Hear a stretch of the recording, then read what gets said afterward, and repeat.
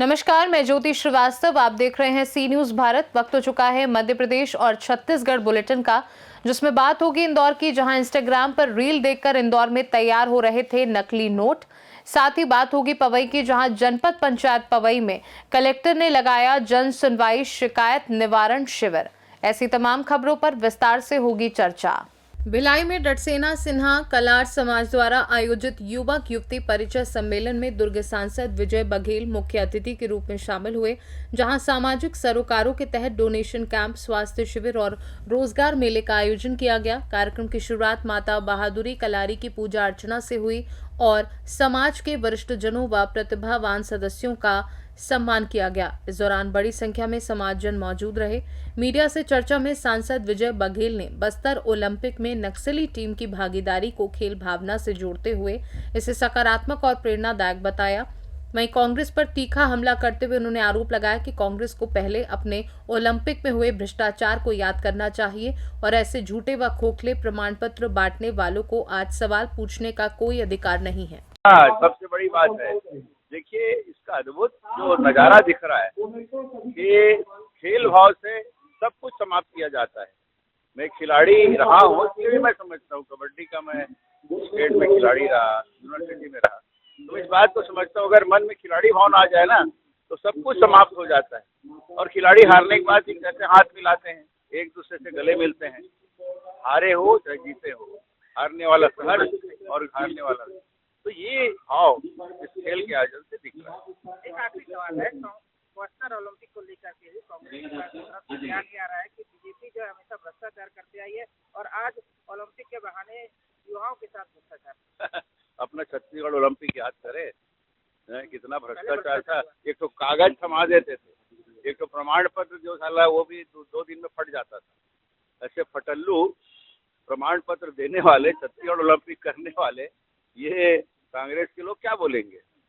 ये लोग वो देखे, पिछला रिकॉर्ड देखे और कितना भ्रष्टाचार होता है। कहना वही पिछले बार भ्रष्टाचार हुआ था, इस बार बीजेपी भ्रष्टाचार करेगी क्या, ऐसे बोल रहे हो? अच्छा, हमारा कंपटीशन ना करे ऐसा कह रहे हैं, मतलब हम लोग कर डाले, हमारे जैसा ना हो, ऐसा बोल रहे हैं। दुर्ग से सी न्यूज संवाददाता धर्मेंद्र गुप्ता की रिपोर्ट। अखिल भारतीय विद्यार्थी परिषद का 3 दिवसीय प्रांत अधिवेशन 19 से 21 दिसंबर तक दुर्ग के कला मंदिर में आयोजित किया गया, जिसकी तैयारियों का शुभारंभ प्रेस कॉन्फ्रेंस के साथ किया गया है। आयोजकों के अनुसार 18 दिसंबर को अधिवेशन से पूर्व एक भव्य प्रदर्शनी का उद्घाटन होगा, जिसमें एबीवीपी की विचारधारा, संगठनात्मक यात्रा, छात्र हितों से जुड़े आंदोलन और सामाजिक गतिविधियों को प्रदर्शित किया जाएगा। प्रांत अधिवेशन में प्रदेश भर से 500 से अधिक चयनित कार्यकर्ता भाग लेंगे, जहां संगठन की गतिविधियों की समीक्षा, आगामी कार्य योजना और छात्र हितों से जुड़े मुद्दों पर मंथन किया जाएगा तथा इस अवसर पर उप मुख्यमंत्री अरुण साव मुख्य अतिथि के रूप में कार्यकर्ताओं का मार्गदर्शन करेंगे।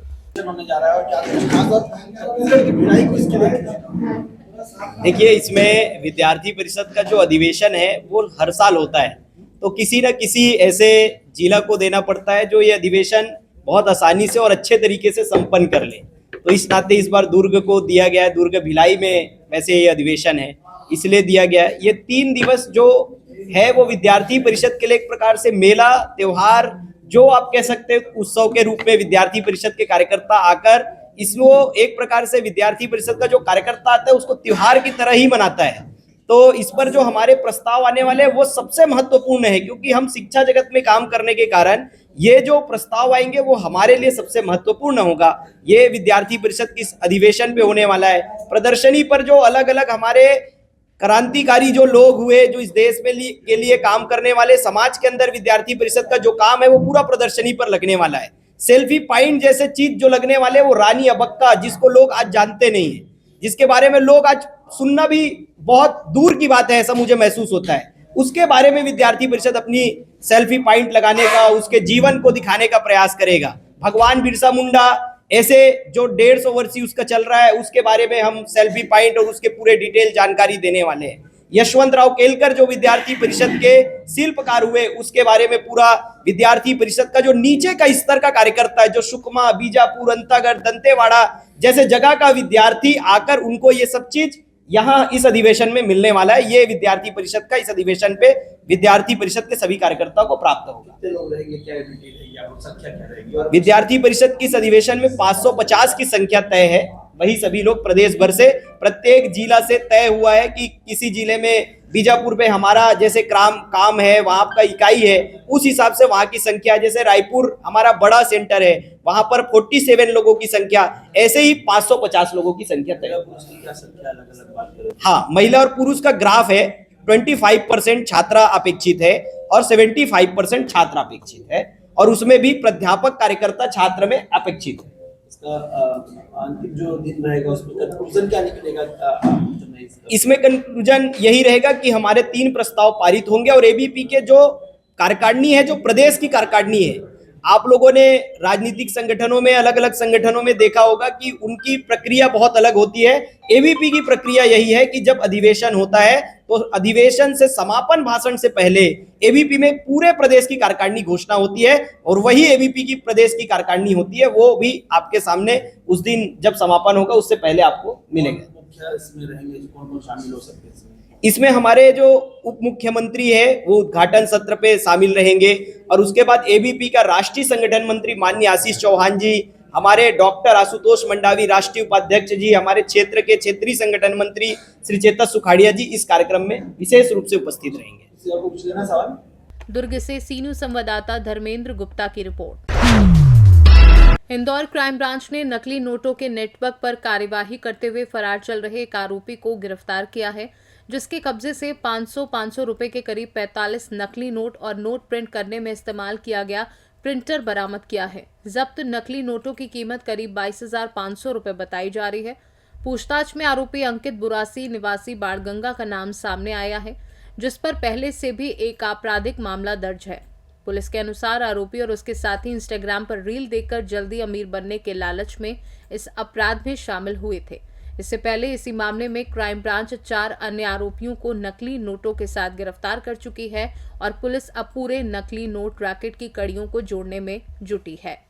नकली नोट के मामले में 4 आरोपियों को गिरफ्तार किया था। वर्तमान में क्या स्थिति है और क्या अपडेट है पूरे पर? जैसे कि आपको जानकारी होगा, क्राइम ब्रांच के द्वारा 11 तारीख को नकली नोट के मामले में 4 आरोपियों की गिरफ्तारी की गई थी, और इन आरोपियों को के खिलाफ कार्रवाई की जाकर के पुलिस रिमांड लिया जाकर के इनसे जब पूछताछ की गई तो शुरू में ये मिसलीड कर रहे थे कि कहीं बाहर से ये नोट उन्होंने लिए हैं, लेकिन बाद में जब कड़ाई से पूछताछ की गई तो ये तथ्य सामने आया कि यहीं लोकल में एक और व्यक्ति है अंकित बुरासी, जो बाणगंगा क्षेत्र का रहने वाला है, उससे ये नकली नोट ले रहे हैं। और जब अंकित बुरासी के घर पर छापा मारा गया तो उसके घर में प्रिंटर और कटर मशीन और ये जो कलर करने वाली जो शीशियां हैं, उनके साथ में पूरा सेटअप मिला जिससे नकली नोट ये छाप रहे थे। वहाँ के A4 साइज के पेपर की भी गड्डियां मिली हैं, मोटे कागजों की, जिसपे ये नकली नोट बना रहे थे। इस सूचना पर तत्काल ही उसको हिरासत में लिया गया और वहाँ पर उसकी पूरी विधिवत कार्रवाई की गई। उसे जब्त किया गया जो सामान बनाया जा रहा था, जिस सामान से बना रहे थे, और उसको इनको पुलिस रिमांड में लिए जाकर के आगे पूछताछ की जा रही है। अंकित के पास अंकित के पास में करीब 500 रुपए के नोट 22,500 रुपए कीमती के मिले हैं। आपकी जानकारी में होगा कि ये नोट इस तरह इतने असली दिख रहे थे कि पूर्व में 50,000 रुपए में 2 लाख रुपए के नकली नोट इन्होंने बेचे थे। तो इनको ये काफी हद तक ये कई नोटों के बीच में अपने नकली नोट रख करके चलाने की कोशिश कर रहे थे, और ये इनका प्रयास लगातार जारी था, जिसको क्राइम ब्रांच ने जिसका भंडाफोड़ किया। नोट प्रिंट करने की कहीं पे ट्रेनिंग इसने ली थी या कहीं से? इसमें वो नोट प्रिंट ऐसा कर रहे थे कि वो नोटों की एक्चुअल फोटोकॉपी कर रहे थे। डिफरेंट कलर नंबरों के जो नोट थे उसमें ये नंबर नहीं बदल रहे थे, ये कोई कंप्यूटर से नहीं बना रहे थे। सिंपली इनके प्रिंटिंग मशीन मिली है और कलर का बखूबी इस्तेमाल करके ये ओरिजिनल नकली नोट जैसा इसको फोटोकॉपी बना लेते थे। आमतौर पर किसी भी व्यक्ति की नजर नंबरों पे नहीं जाती, और नंबरों पे जाती भी है तो अगर एक दो नोट ऐसे दिए जाएंगे तो उनके नोटों के नंबरों को याद रखना या नंबरों के आधार पे नकली नोट है या असली नोट है ये आइडेंटिफाई करना मुश्किल काम होता है। हालांकि उसका जो कागज था मोटा, वो भी काफी रिजेम्बलेंस में इन्होंने बनाने की कोशिश की थी, परंतु जब ये कुछ और लोगों तक जाने लगी, लोगों को पता चला कि ये नकली नोट है, तब इस पूरे इसकी मुखबिरी के आधार पर क्राइम ब्रांच द्वारा इस पूरे जो गैंग है इसका पर्दाफाश किया गया। अंकित ने क्या बताया सर, तो प्लानिंग कैसे करी थी? सीखा कैसे? कोई फिल्म देखी थी इसमें या यूट्यूब पे? अभी चूंकि रात में सुबह तक ये कार्रवाई चली है, अब इसको उठा के लाए हैं और हमारी टीम अब इसमें लगातार अब फिर पुलिस रिमांड लेकर के इसे पूछताछ करेगी, तो अब इसके पीछे की असली कहानी आपकी जानकारी सामने है। इंदौर से सीनू संवाददाता अंकित की रिपोर्ट। पवई में आमजन की समस्याओं के त्वरित समाधान के लिए जनपद पंचायत पवई परिसर में आयोजित जन सुनवाई एवं सीएम हेल्पलाइन शिकायत निवारण शिविर में कलेक्टर उषा परमार की अध्यक्षता में नागरिकों की समस्याएं सुनी गई। शिविर में जन सुनवाई एवं सीएम हेल्पलाइन के अंतर्गत कुल 73 आवेदन प्राप्त हुए, जिनमें से 32 आवेदनों का मौके पर ही निराकरण किया गया, जबकि शेष 41 आवेदनों को संबंधित विभागों को समयबद्ध और गुणवत्तापूर्ण निराकरण के निर्देश दिए गए।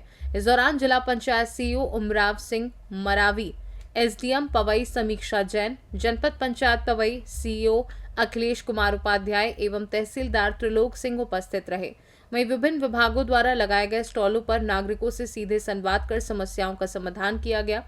शिविर में अधिकारी, कर्मचारी, सब इंजीनियर, सरपंच, सचिव सहित जनपद पंचायत का समस्त अमला मौजूद रहा, जिससे प्रशासन की संवेदनशीलता और जवाबदेही का संदेश स्पष्ट रूप से सामने आया।